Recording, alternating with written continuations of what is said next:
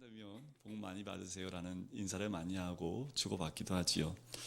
제가 말씀을 준비하면서 복이 뭘까 한번 생각을 해봤습니다. 복이라고 하면 저희 어머니를 통해서 연결되는 딱 한 단어가 떠오르더라고요. 돈벼락. 네.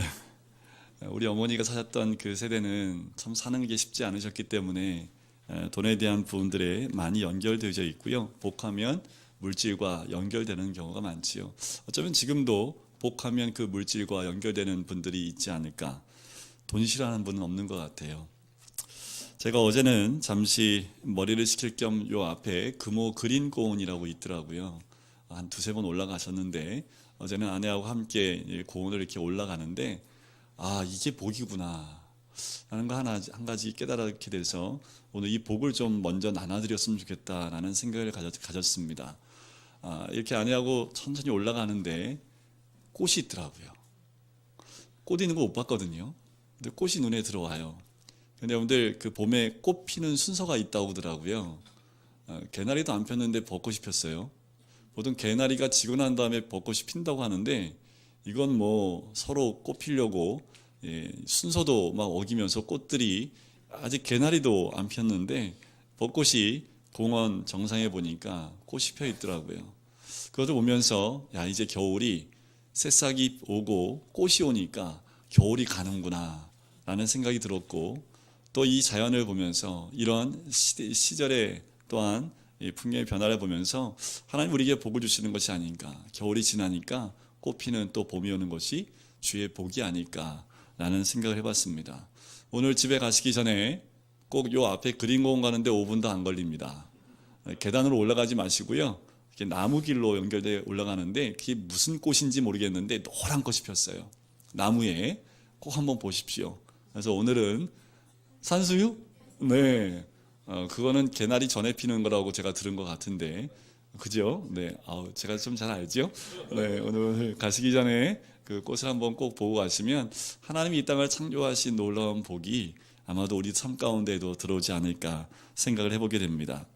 오늘 또한 제가 성경 말씀 안에서 최고의 복이 무엇인지를 좀 나눠드리고 싶어요. 오늘 시편 기자는 그 복이 무엇인지 우리에게 소개를 하고 있습니다. 특별히 오늘 읽은 84편은 하나님을 의지하는 사람에 대한 복에 대해서 설명을 하고 있습니다. 오늘 이 시편의 표제에 보면 저자가 이렇게 나옵니다. 고라 자손의 시라고 나오지요. 고라 자손은 고라의 후손들로 구성된 레위 성가대를 뜻합니다. 성전에서 성전 문지기와 음악가로 또한 섬겼던 족속이 고라 자손들인데 다윗에 의해서 이 고라 자손은 그 일을 맡게 됩니다. 이 고라는요 누구냐 하면 레위의 아들 고핫의 손자이고 이스할의 아들입니다. 레위의 3대 지파 가운데 고핫 자손에 들어가는데요. 이들이 했던 것이 무엇이냐 하면 지성물을 움직이고 운반한 일을 감당했던 사람이 이 레위 지파입니다. 그런데 민수기 16장에 보면 고라 자손이 무엇을 합니까? 모세와 아론을 대적합니다. 그래서 결국 어떻게 되냐면 땅이 갈라지고 고라 자손이 다 땅에 묻히는 사건을 우리가 기억을 합니다. 그리고 그 이후에 고라 자손은 더 이상 고아 자손이 했었던 지성물을 움직이고 운반한 일을 감당할 수 없게 되지요. 다윗의 때에 와서 다윗이 다시 그들을 복원시켜주면서 성전의 문지기로 그리고 또한 음악가로 섬길 수 있도록 그들을 세워주게 됩니다. 생각해 보세요. 고라의 잘못을 통해서 이들이 평생 무엇을 해야 됩니까? 성막에서 지성물을 옮겨야 되는 그 귀한 일들을 전혀 할 수 없었던 이들입니다.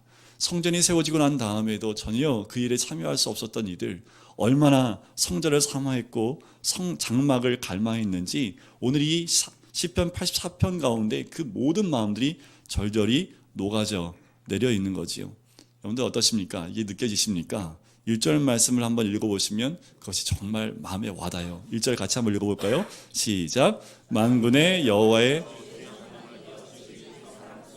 그렇게 멋없이 읽으시면요 이게 느낌이 안 사는 거죠. 만군의 여호와여 주의 장막이 어찌 그리 사랑스러운지요. 네. 제가 이렇게 읽으면 조금은 닭살이 돋으시나요? 그런데 아마 이들이 이 1절 말씀을 읽을 때는요 눈물을 흘리지 않았을까 하는 생각이 들어요. 얼마나 주의 성전을 사모했던지, 어찌나 사랑스러워했던지. 여러분들 이들이 영혼이 쇠할 정도로 사랑했답니다. 이 정도 되면 무슨 병 걸렸다고 합니까? 상사병 걸렸다고 보통 얘기하잖아요. 얼마나 주의 장막을 사모했던지, 얼마나 사랑했던지 상사병에 걸릴 정도로 이 영혼이 쇠약해질 정도로 사모했다라고 표현을 합니다. 주의 궁정에 있는 것이 너무 좋아서요, 다른 것 생각할 겨를도 없는 거죠. 그냥 거기에 있는 것만으로도 족하고 감사한 겁니다. 그래서 이들이 뭘 기뻐합니까? 주의 궁정에, 성전에 문지기로 있는 것이요, 악인의 장막에 그 편한 곳에 있는 것보다 훨씬 낫다라고까지 고백을 합니다. 그런데 어떠십니까? 우리 교회 오시면서 주의 주신 교회가 어찌 그렇게 사랑스러운지요, 이런 마음을 갖고 들어오셨나요? 네. 오늘은 제가 인물 하나 드릴 텐데, 가실 때 꼭 어디든 좋습니다. 이렇게 쓰다듬어 보세요. 어찌 사랑스러운지요. 제가 이 말씀을 준비하면서 이렇게 쓰다듬어 봤잖아요. 쓰다듬으니까 더 사랑스럽더라고요. 제가 교회 부임할 때 한 집사님한테요, 수차례에 걸쳐서 몇 시간씩 이 교회의 건물 구석구석에 대한 소식을 다 들었습니다. 보일러 얘기, 창문 얘기부터 시작해서요, 절기마다 이 교회에 뭐가 문제가 있고 어떻게 대처해야 되고, 이것을요 몇 시간에 걸쳐서 제가 다 들었는데요, 너무 자세하게 들어서요, 이 집사님이 어떻게 이걸 다 알고 있을까. 여러분들 이 창문 열고 닫는 거 아세요? 아마 모르실걸요. 그 집사님하고 저밖에 모를 겁니다. 열면 잘 열리는데요, 안 닫혀요. 이게 보니까 어저께도 청소하시고 보니까 2개의 창문이 열려 있더라고요. 열어놓고 가시겠습니까? 이게 안 닫히니까 저기 힘으로 하면 깨지거든요. 근데 이 집사님이 물어봤더니 요거는 요렇게 닫아야 됩니다 하면서 알려주셨잖아요. 제가 그래서 오늘 새벽에 잘 닫았습니다. 그 집사님을 보면서 교회를 정말 사랑하시는구나. 교회 곳곳에 굳은 일, 또한 교회 곳곳에 조금 문제가 있는 부분들을 손수있게 손을 대면서 하나하나 고쳤던 그 손길들을 제가 들으면서 참 적지 못한 게 좀 안타까웠는데, 그러면서 제가 저 집사님처럼 교회를 사랑하면서 섬길 수 있을까라는 생각을 가져보기도 했습니다. 그런데 저 북한에도 교회가 있는 거 아시지요? 많은 지하 교회들이 있습니다. 그들은 이렇게 우리가 모이는 장소처럼 모이는 데가 없습니다. 그래서 많은 숫자가 모이지 못하고요, 모이면 3-4명씩 모입니다. 찬양도 못 불러요. 말씀도 성령책도 갖고 있지 못합니다. 그래서 그들은 성경을 통째로 암기해버리지요. 당신은 여기 1장 암기하면 이 사람이 2장을 암기합니다. 그래서 서로 모여서 자기가 암송한 말씀을 서로 나눠요. 그것도 모이기가 힘든 형편이 북한에 있는 지하 교회입니다. 우리 북한에 있는 성도님들 얼마나 교회를 사모할까요? 그들이 사모하는 마음이 어쩌면 이 고라자손과 같은 그 마음이 아닐까. 이 남한에 내려와서 교회들을 보면서 얼마나 눈물 흘리며 예배를 드릴 수 있을까. 제가 영상을 하나 봤어요. 예수 믿는 것 때문에 총살형을 당하는 그 12명의 사람들을 보았는데, 그들이 마지막 외쳤던 한마디가 있습니다. 주여 라는 말을, 이 고백을 목청껏 외치고 총살형을 당하는 그들의 모습을 영상으로 찍은 것을 보았습니다. 그들은 그거지요. 예수님의 이름 한번 부르는 것이 소원입니다. 그러니 교회 나오는 것, 또한 주의 성전을 얼마나 사모할까요? 여러분들 유럽에 한번 가보세요. 교회들이 참 많습니다. 그런데 유럽에 있는 교회들은요, 더 이상 교회 역할을 감당하는 것이 아니라 돈을 받고 관광하는 관광지가 됐습니다. 참 아름다워요. 한국에도 굉장히 아름다운 큰 교회 건물들이 참 많습니다. 그런데 그 교회를 보고 우리가 아름답다라고 얘기하지 사랑스럽다라고는 얘기하지 않습니다. 여러분들 어떠신가요? 우리 건강교회 아름다우신가요? 사랑스러우신가요? 사랑스러우시지요?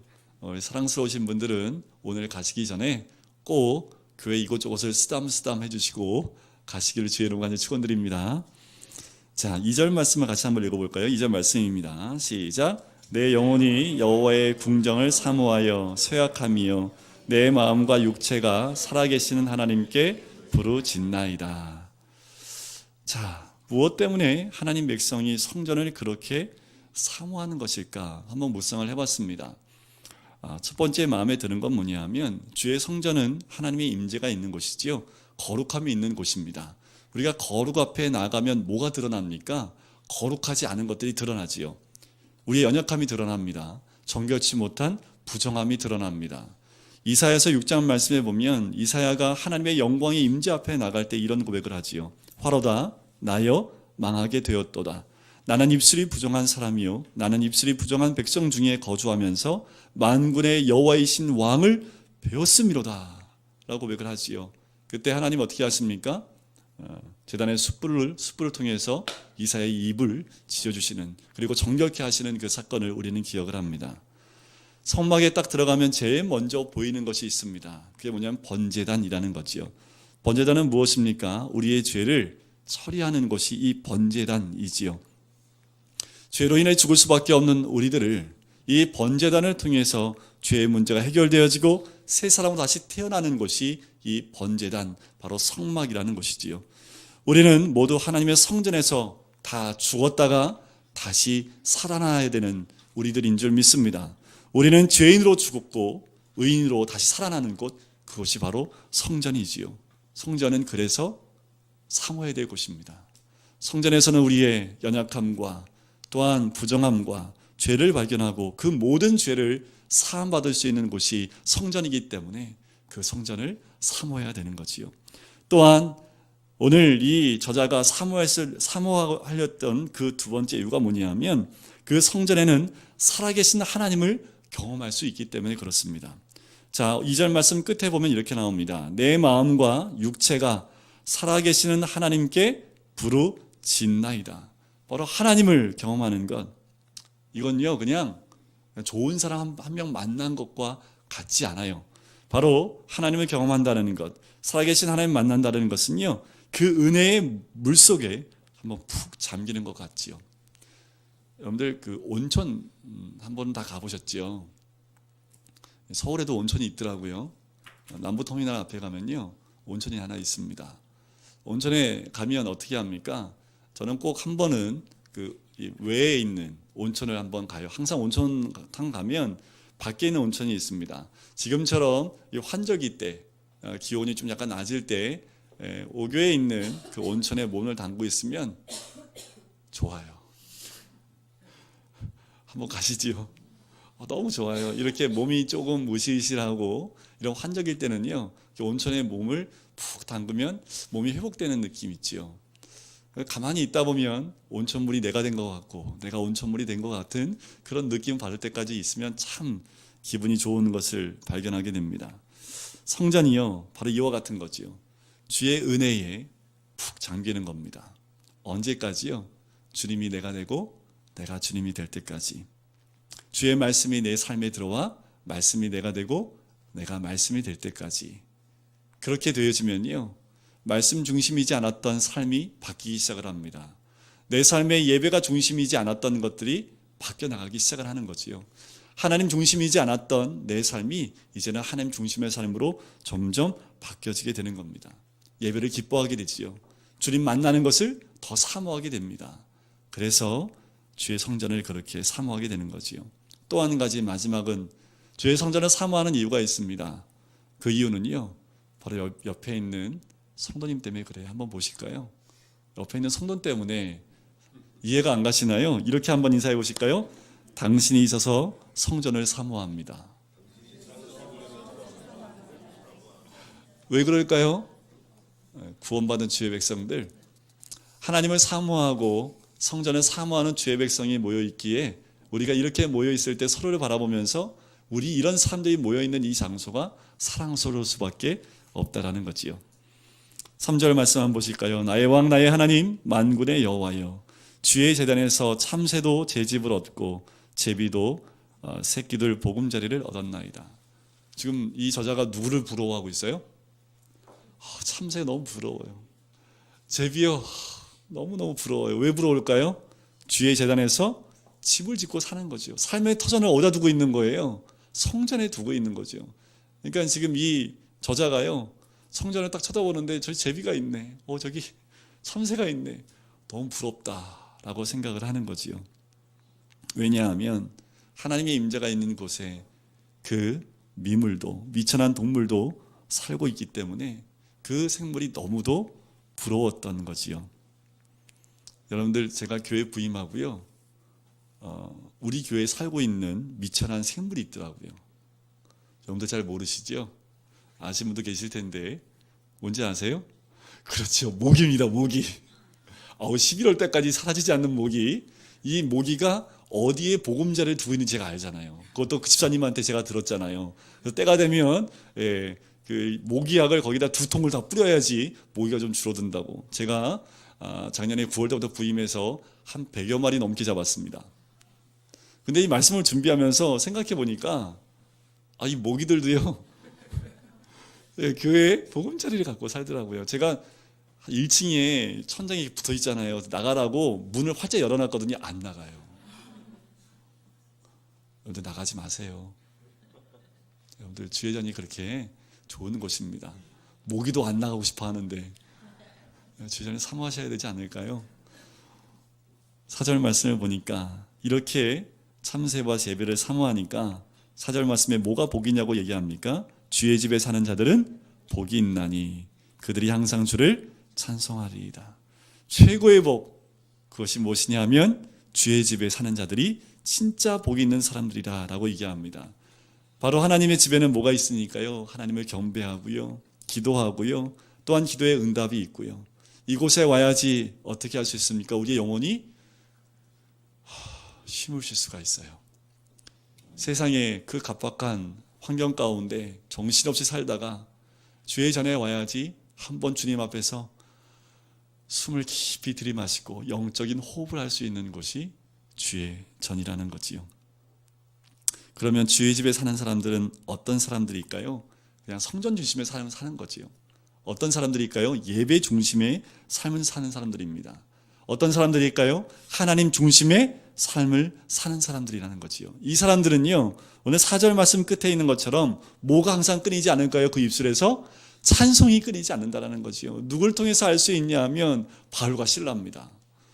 빌립보에서 복음을 전하다가 두들겨 맞고 감옥에 갇혔는데 그들이 한밤중에 깨어서 뭐 했습니까? 하나님을 찬양하기 시작했다는 거죠. 늘 성전을 사모하고 예배를 사모하고 하나님 중심의 삶을 사는 자는요, 그 입술에서 찬송이 끊이지 않는 줄 믿습니다. 그러면 주의 장막, 여호와의 궁정, 주의 집은 어디입니까? 우리 교회일까요? 네, 우리 교회도 맞지요. 그런데 주의 궁정이 어딘지, 또한 주의 집이 어딘지 제가 한번 말씀드려 볼게요. 그곳은 어떤 곳이냐 하면 하나님과의 영적 교제가 있는 곳이 하나님의 집이지요. 하나님의 궁정이고 또한 주의 집입니다. 때로는 주의 임재가 있는 그곳이 고난의 장소일 수도 있습니다. 그렇다면 그곳도 하나님의 집이지요. 제가 그 예를 알려드릴까요? 야곱이 에서를 피해서 도망갈 때, 외삼촌의 집으로 갈 때 광야에서 돌베개를 베고 잠을 자다가 누구를 만납니까? 하나님을 만나지요. 그래서 그곳 이름을 뭐라고 한지 아세요? 베델이라고 하지요. 베델은 무슨 뜻입니까? 하나님의 집이라는 뜻이잖아요. 우와, 지금 그 광야가 하나님의 집이에요. 그 광야가 주의 궁정입니다. 왜요? 하나님이 함께하는 곳, 내가 이곳에서 주를 만나는 곳이기 때문에 그것이 주의 집이고 주의 궁정이라는 것이지요. 우리 성도님들 모두 주의 집에 사는 놀라운 복을 누리시기를 주의 이름을 간절히 축원드립니다. 또 한 가지, 주의 집에 사는 것을 간절히 소망하시고 주의 임재가 있는 곳을 사모하시는 우리 성도님 되시기를 주의 이름으로 간절히 축원드립니다. 두 번째 복을 알려드릴게요. 최고의 두 번째 복이 5절에 나옵니다. 같이 한번 읽어볼까요? 시작. 주께 힘을 얻고 그 마음에. 자, 두 번째 복인데요, 주께 힘을 얻어서 내가 가고 싶은데 간 거예요? 아니요. 주께 힘을 얻고 그 마음에 시온에 데려가 있는 자라는 거지요. 이것은요, 마음으로 시온으로 향하는 순례에 동참하는 자라는 의미가 있습니다. 주의 임재가 있는 장막으로, 그 집으로 가겠다는 마음이지요. 다시 말씀을 드리면요, 그 마음에 로드맵이 있는 겁니다. 여러분들, 로드맵이 뭡니까? 지도잖아요, 지도. 우리가 어디로 갈 때는 항상 지도를 보고, 옛날에는 내비가 없을 때는요, 항상 검색해보고 아니면은 지도를 살펴보고 이걸 확인해보고 갔던 기억이 납니다. 저도 그걸 다 확인해보고 어디서 어디로 가야 될지를 다 확인해보고 갔던 기억이 나는데요. 우리가 어떤 곳을 갈 때는 항상 로드맵을 가지고 갑니다. 지도를 가지고 가지요. 그 길은 어디로 향하고 있는지 우리가 항상 그 로드맵을 통해서 가는 목적지로 가는지를 확인한다는 거지요. 여러분들 어떠십니까? 여러분들 로드맵 가지고 계세요? 어디로 가고 계십니까? 어디로 향하여 그 로드맵은 그려져 계십니까? 저는요, 어디 가려고 하면요, 항상 버릇이 최단거리, 최단시간. 그래서 제가 항상 어디 가든지 제일 먼저 도착을 하면 이게 제 습성인데 안 그럴 것처럼 보이시잖아요, 그죠? 근데 저는 어디 간다 하면 옆을 안 봐요. 쉼 없이 갑니다, 그냥. 네, 순천까지도 쉬지 않고 가본 적도 있고요. 네, 저는 목적지가 딱 정해지면 머릿속에 로드맵이 딱 생겨요. 그리고 내비게이션을 딱 치고 이 길 아닌데 하고 다시 검색을 합니다. 최단 거리 가는 그 습성이 좀 있어요. 자, 이 로드맵을 생각을 하면서 또 이런 생각이 들어요. 우리 금강교회와 우리 성도님들과 함께 가는 로드맵을 한번 묵상해 봤습니다. 제가 교회 부임을 하고 우리 금강교회가 가야 될 로드맵은 어디일까? 또는 어떤 지도를 가야 될까? 가지고 가야 될까? 우리 성도님들과 함께 이 로드맵을 가지고 나가야 될 텐데 이 로드맵이 무엇일까? 이것을 묵상하고 있습니다. 기쁘고 즐거울까요? 힘들고 어려울까요? 이런 마음이죠, 그죠? 제가 순천에 놀러 가요. 그럼 놀러 갈 때 인상 쓰고 가나요? 즐겁죠, 그죠? 그럼 빨리 가고 싶잖아요, 그죠? 제 마음이 그런 마음이에요. 우리 성도님들 한 분 한 분 다 모시고 꼭 가다 보면 휴게소에 꼭 한 명씩 떨어져 가지고 추박으로 나오면은 꼭 한 명씩 이렇게 남아 있는 분들이 꼭 있을 수 있죠, 그죠? 그럼 버리고 가요? 아니죠. 다시 가는 거죠. 다시 가서 그분 또 모시고 목적지까지 하나님이 원하시는 그 자리까지 그 지도를 들고 함께 가는 거지요. 하나님께 나아가기를 열망하고 그분과의 영적 교제를 추구하는 간절한 마음을 가진 자세, 그것이 이 저자가 말하는 참다운 복이 있는 사람입니다. 마음에 시온에 데려가 있대요. 이 시온은 무엇을 의미하냐면요, 예루살렘입니다. 왜냐하면 예루살렘에 성전이 있기 때문에 그렇지요. 하나님의 임재가 있는 곳, 주님을 만날 수 있는 곳, 그것이 바로 시온입니다. 그 시온을 향하여 뭐가 있다고요? 대로가 있다고요. 대로는 지금 말로 말하면 고속도로를 의미합니다. 뻥 뚫린 거지요. 내가 목적지인 시온으로 가는데 그 길이 꼬불탕 국도가 아니라요, 고속도로로 뻥 뚫려 있는 겁니다. 여러분들 고속도로 한번 타면 끝까지 가야 되죠. 국도는요, 백할 수 있지요. 그러니까 이 대로는요, 한번 그 길을 딱 타면요, 어떻게 할 수 없죠. 일단 가야 됩니다. 부산까지 일단 갔다가 찍고 다시 와야 되는 거지요. 요새야 뭐 중간중간에 톨게이트가 많아서 그런데 운전 잘못하시는 분들 처음에 운전대를 잡고 잘못 고속도로 탔다가 어디까지 가요? 부산까지 갔다가 다시 오는 분들. 왜요? 고속도로는 그렇게 뚫려 있기 때문에 그렇지요. 여러분들 우리 시온을 향한 고속도로가 우리 모든 성도님들 가슴 가운데 다 있으시기를 주의 이름으로 간절히 축원드립니다. 우리가 주일날 교회 올 때 어떠십니까? 국도처럼 꼬불꼬불 돌아오십니까? 아니면 대로와 같이 길이 뽕 뚫려서 교회로 오실 때 룰루랄라 하면서 기쁜 마음으로 오십니까? 말씀을 준비하면서 우리 모든 성도님들이 교회 올 때는 대로같이 활짝 열려진 그 큰 길로 다들 오시기를 기도하면서 오늘 제가 말씀을 준비했잖아요. 6절 말씀을 같이 한번 읽어볼까요? 6절 말씀입니다.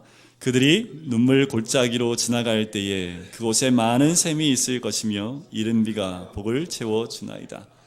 여러분들 이 큰 시온의 대로를 가는 자가 복이 있는데요, 이 길을 가다 보면 때로는 어떤 골짜기도 지날 수 있습니까? 눈물의 골짜기도 지날 수 있어요. 눈물의 골짜기, 그것은 힘들고 어려운 곳이지요. 대로가 절대로 뻥 뚫려 있기 때문에 늘 즐거운 길만은 아니지요. 이 저자처럼 그들이 눈물 골짜기로 지나가는데 지나가는 것이 중요한 것이 아니라 지나갈 때 우리 주님이 뭘 허락하신다고요? 많은 샘이 있고요, 이른 비를 내리셔서 복을 채워주신다라는 거지요. 우리는 대로를 향하여 날려나갈 때 고난의 그 길을 간다 할지라도 늘 주님이 준비하신 시원한 생수를 우리에게 한 모금씩 주시는 분, 그게 또 다른 복으로 우리에게 채워지는 줄 믿습니다. 여러분들 좀 그 생수가 필요하신 분 계십니까?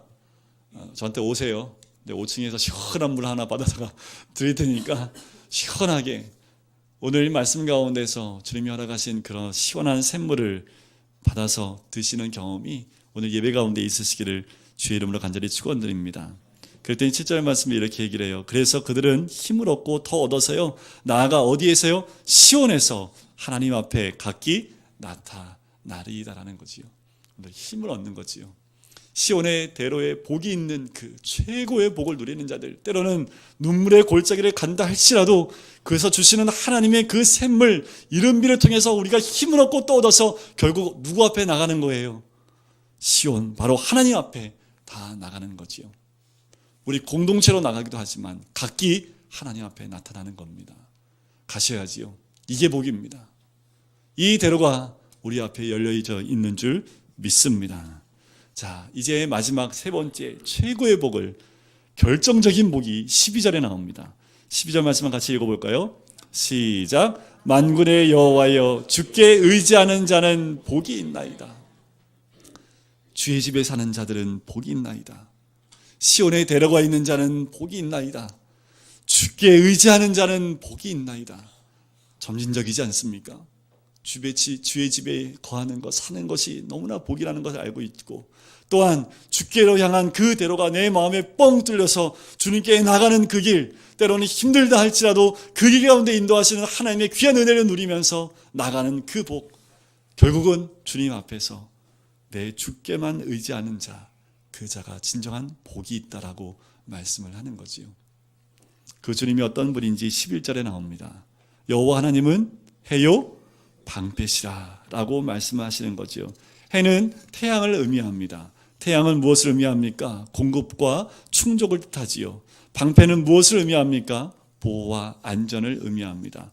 바로 하나님의 공급과 보호를 의지하여 간다라는 거지요. 그러면 11절 두 번째 줄에 보면 정직하게 행하는 자에게 좋은 것을 아끼지 아니하실 것입니다. 정직하게, 그 말은 무엇을 의미하냐 하면 하나님 말씀에 순종하며 하나님을 사랑하며 하나님을 믿으며 빛 가운데 걸어간다라는 것을 의미합니다. 정직하게 행하며 바로 말씀에 의지하여 말씀대로 순종하여 우리 주님과 함께 걸어가는 그 사람에게 우리 주님이 좋은 것을 아끼지 않으신대요. 여러분들 자녀에게 뭔가 줄 때 내가 먹고 싶은 거 감춰놓고, 좋은 거 감춰놓고 우리 애들한테 그 다음 거 주시나요? 아니면 내가 먹고 싶은 거 먼저 주시나요? 아버지, 어머니의 마음은 내가 먹는 것보다 내 자녀가 먹고 있는 게 더 좋잖아요. 먹는 모습 보면서 즐겁잖아요. 그리고 먹다가 좀 남으면 그거 먹는 게 부모의 마음 아닙니까? 우리 하나님 아버지의 마음이 그와 같아요. 어떻게 해요? 좋은 것을 아끼지 아니한다라는 거지요. 이 좋은 것, 하나님이 주시는 놀라운 복인 줄 믿습니다. 오늘 이 시편 저자가 우리에게 말해주는 이 복, 이 최고의 복, 주의 잔을 사모할 뿐만 아니라 또한 그 마음에 시온에 데려가 있고, 그리고 주께만 의지하는 자, 참다운 복을 누리시는 우리 모든 성도님 되시기를 주의 이름으로 간절히 축원드립니다.